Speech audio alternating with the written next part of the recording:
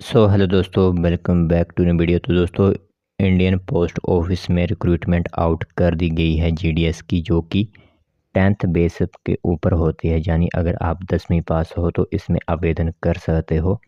और हर साल इसकी वैकेंसी निकलती है, बट जो रिज़ल्ट आता है उसमें लगभग 100% वाले ही कैंडिडेट्स इसमें उठाए जाते हैं। आप लोगों ने इसकी लिस्ट देखी होगी। जब रिज़ल्ट आते हैं तो 95-96% जिनके मार्क्स होते हैं या फिर 100% जिनके मार्क्स होते हैं, सिर्फ उन्हीं को यहाँ पर लिया जाता है।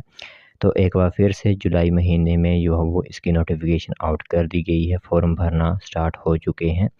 तो जो भी अब अप्लाई करना चाहते हैं, जिनका रिज़ल्ट अभी 10वीं का आया हुआ है और वो आवेदन करना चाहते हैं इस पोस्ट के लिए, तो टोटल नंबर ऑफ 44,228 पोस्ट आ चुकी हैं। और हिमाचल प्रदेश के लिए कितनी पोस्ट रहेंगी वो मैं आप लोगों को ब्यौरा आगे बता दूंगा कि किस कैटेगरी के लिए हिमाचल प्रदेश में कितनी पोस्ट रखी गई हैं। तो पूरी इन्फॉर्मेशन आप लोगों को बताई जाएगी। बम्पर भर्ती रहेगी आप सभी के लिए। लगभग 700 से 800 पोस्ट जो है वो हमारे हिमाचल प्रदेश के लिए भी इंडियन पोस्ट ऑफिस की तरफ से लाई गई हैं। तो चलिए फिर बिना बजाय किए जो भी इंफॉर्मेशन आई हुई है वो आप लोगों को बताते हैं। तो दोस्तों, सबसे पहले मैं आप लोगों को पूरी इन्फॉर्मेशन बताता हूँ कि कितनी पोस्ट रहने वाली हैं हमारे हिमाचल प्रदेश के लिए। बाकी हिमाचल प्रदेश के अंदर किस मतलब डिस्ट्रिक्ट के लिए कितनी वैकेंसी होगी वो बात की बात है, बट जो मेन है कि कितनी पोस्ट आई हुई हैं हमारे हिमाचल के लिए वो मैं आप लोगों को बताता हूँ। तो यहाँ पर आप देख सकते हो 11th नंबर पर हमारा हिमाचल प्रदेश है, जिसकी भाषा हिंदी है। वहाँ पर अनरिजर्व्ड की 291 पोस्ट आई हुई हैं, ठीक है। ओबीसी की यहाँ पर रहेंगी 146 पोस्ट, एससी की 155, एसटी की 36 पोस्ट होंगी।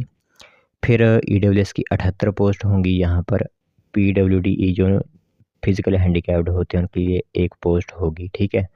तो इसी तरह कुल मिलाकर हिमाचल प्रदेश के लिए 708 पोस्ट फाइनल की गई हैं कि 708 पोस्ट हमारे हिमाचल प्रदेश के लिए रहेंगी, ठीक है।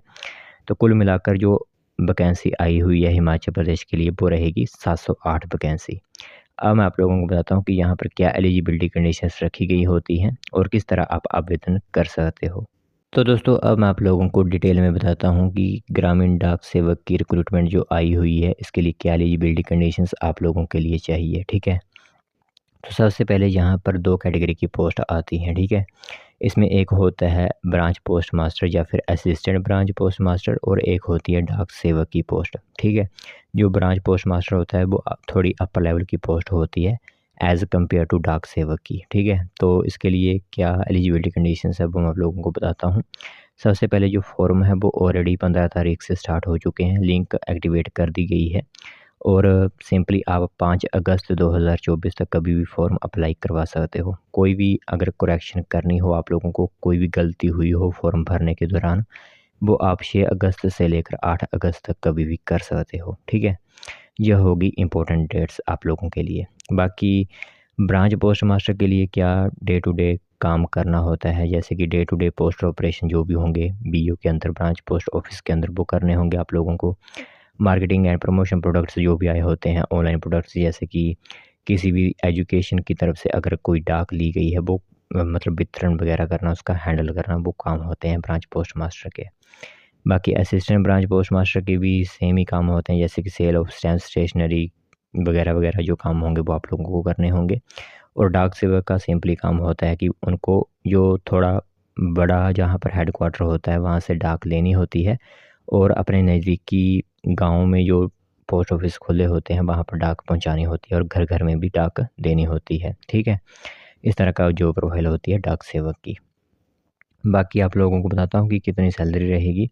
तो जो ब्रांच पोस्ट मास्टर है उसके लिए 12,000 रुपये से लेकर 29,000 तक सैलरी का एक स्लैब बनाया गया है, और जो असिस्टेंट ब्रांच पोस्ट मास्टर या फिर डाक सेवक हैं उनके लिए 10,000 रुपये से लेकर 24,000 तक सैलरी रहेगी। बाकी बात करें कि कितनी एज लिमिट है, तो 18 से लेकर 40 वर्ष के जो भी उम्मीदवार हैं वो उसमें आवेदन कर सकते हैं। बाकी रिलैक्सेशन भी मिलती है SC ST OBC वालों को 5 साल की और 3 साल की। फिर मैंने कहा हुआ है कि आप लोगों को एजुकेशन क्वालिफ़िकेशन यहाँ पर सिंपली चाहिए। अगर आप 10वीं पास हो तो इसमें आवेदन कर सकते हो। तो अगर आप 10 पास हो और आपकी परसेंटेज जो है वो काफ़ी अच्छी है तभी आप इसमें आवेदन कीजिए, नहीं तो व्यर्थ में ही आप लोगों का यहाँ पर 100 रुपया बर्बाद होगा। बाकी अदर क्वालिफ़िकेशन की बात करें, नॉलेज होनी चाहिए आपको कंप्यूटर की, नॉलेज होनी चाहिए आपको साइकिलिंग वगैरह की, वो बाद की बात है। बाकी कोई ज़्यादा इसमें बताने वाली बात नहीं है, यही है। और किस तरह आप इसमें अप्लाई कर सकोगे वो एक वीडियो जो होगी वो अटैच कर दूंगा मैं, क्योंकि हर साल वैकेंसी निकलती है, हर साल एक ही प्रोसेस रहता है। तो आप लोगों को नीचे डिस्क्रिप्शन में चले जाना है, वहाँ पर एक लिंक प्रोवाइड करवाई गई होगी आप लोगों को। उस लिंक के ज़रिए आप अपने फॉर्म जो होते हैं वो आवेदन कर सकते हो स्टेप बाय स्टेप। वहाँ पर मैंने आप लोगों को फॉर्म भरवाए हुए हैं। बाकी सिलेक्शन क्राइटेरिया की बात करें तो मैंने आप लोगों को पहले ही कहा हुआ है कि यहाँ पर 10th के जितने ज़्यादा आप लोगों के मार्क्स होंगे उसी बेसिस पर आप लोगों की यहाँ पर मेरिट बनाई जाएगी और उसी मेरिट के आधारित आप लोगों को यहाँ पर शॉर्ट लिस्ट किया जाएगा। तो यही है कि जितने ज़्यादा नंबर आपके पास होंगे उतना ही आप लोगों को यहाँ पर फ़ायदा होगा। तो इस तरह की जो है वो एक इन्फॉर्मेशन आप लोगों के लिए आउट की गई है पोस्ट ऑफिस की तरफ से। तो जो भी इसमें आवेदन करना चाहता है वो आवेदन कर सकता है, वीडियो देख सकता है, उसके ज़रिए भी आप आवेदन कर सकते हो, नहीं तो किसी भी साइबर कैफ़े में जाकर भी अपने फॉर्म अप्लाई करवा सकते हो।